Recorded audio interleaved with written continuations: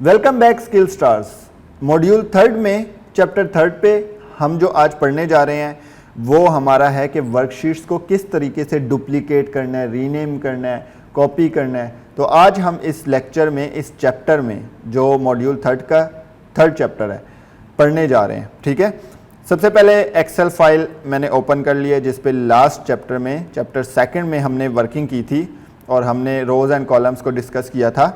Chapter अब ये आपके सामने हमारी जो वर्कबुक है इसको किस तरीके से हमने रीनेम वगैरह करने। अच्छा, मैंने इसको कंट्रोल एस करके सेव कर लिया है और ये हमारी वर्किंग वन यहाँ पे सेव हुई पड़ी है।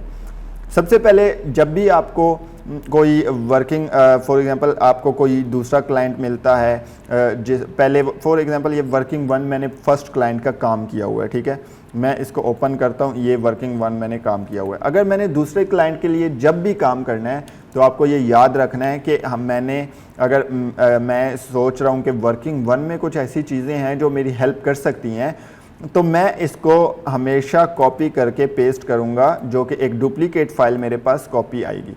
मुझे इसमें काम करना है, अगर मैं इसी में काम करूँगा मुझे ये सेव करना पड़ जाएगा और शायद ही आगे फ्यूचर में आपको किसी और क्लाइंट के लिए ये फाइल आपके काम आए। तो ये आपके लिए इस लेक्चर में एक टिप है कि आपको अपना फोल्डर बनाना है जिसमें आपने डिफरेंट फाइल्स रखनी है, क्योंकि आपके एक क्लाइंट के लिए काम किया तो लाजमी बात है वो काम आपका दूसरे क्लाइंट के लिए भी कभी ना कभी यूज़ हो रहा होगा।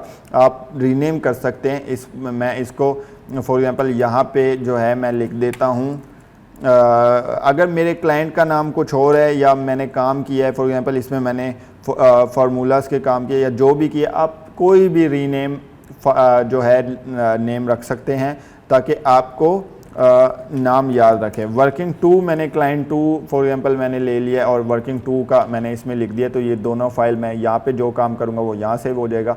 तो आपको रीनेम, कॉपी, डुप्लीकेट करना आना चाहिए। इसके अंदर जो वर्कशीट्स हैं उनको किस तरह से मैनेज करना है। फॉर एग्जांपल ये देखें, यहाँ पे शीट 1 है, यहाँ पे शीट 4 है।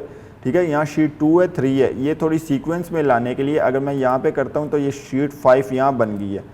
ये थोड़ी सी सीक्वेंस में लाने के लिए मैं क्या करूँगा, अगर मुझे ये शीट 6 नहीं चाहिए तो मैं इस पर राइट क्लिक करके इसको ईजीली डिलीट कर सकता हूँ। ये देखें, राइट क्लिक डिलीट कर सकता हूँ, ये डिलीट हो चुकी है। अगर मुझे शीट 2, शीट 4, ये शीट 4 नहीं चाहिए तो मैं इस पर राइट क्लिक करके डिलीट कर सकता हूँ। अगर मैं कंट्रोल एस प्रेस करूँगा ये सेव हो जाएगा, लेकिन कंट्रोल जी प्रेस करने से आपकी ये शीट वापस नहीं आएगी, क्योंकि ये अंडू नहीं होती। आपने अगर शीट डिलीट कर दी तो सोच समझ के आप डिलीट कीजिएगा। और इसके बाद जब हम देखें कि शीट 5 को अगर मैं कहता हूँ लास्ट में लेके जाना है तो इसको डबल क्लिक करके आप यूँ लास्ट में लेके जा सकते हैं पकड़ के।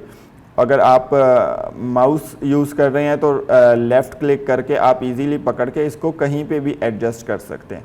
ठीक है, अगर ये अब शीट 1, शीट 2, शीट 3, शीट 5 हो गया। अगर मैं इसका रीनेम करना चाहता हूँ तो मैं इस पर डबल क्लिक करूँगा, ये कहेगा रीनेम करो, तो मैं शीट 4 इसको रीनेम करके एंटर कर दूँगा, ये शीट 4 हो जाएगा। ठीक है, तो ईजीली हम यहाँ पे रीनेम भी कर सकते हैं अपनी शीट्स वगैरह और कॉपी भी कर सकते हैं। अगर मैं कहता हूं कि यार यही वाली जो शीट 2 है इसको मैं कॉपी करना चाहता हूं, एक और शीट 2 आ जाए विथ सेम डाटा, क्योंकि मैं उस पर भी वर्क करना चाहता हूं, मैं इस पर राइट क्लिक करके कॉपी, मूव और कॉपी करूंगा। अगर मैं मूव और कॉपी करता हूं तो इसका मतलब है कि मैं इसको मूव करूंगा। इसको कहाँ मूव करना है, इसको मतलब मूव टू एंड करना है या शीट 2 के बाद करना है, शीट 3 के बाद करना है। मैं कहता हूँ मूव टू एंड शीट 2 कर दो और क्रिएट अ कॉपी भी कर दो। ओके करूँगा, ये यहाँ पे आपको शीट 2 पार्ट 2 में इन्होंने लिख के यहाँ पे आपके पास शीट 2 ये भी है, अब ये भी है, आप यहाँ पे भी डाटा में काम कर सकते हो।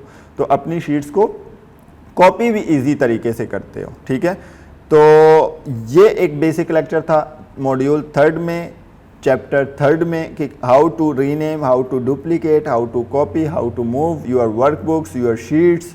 तो आप इजी तरीके से इसको मैनेज कर सकते हैं और अपनी शीट्स आप बना के काफ़ी ज़्यादा जो है वो फाइल्स इकट्ठे कर सकते हैं। Thank you so much. अल्लाह हाफिज़।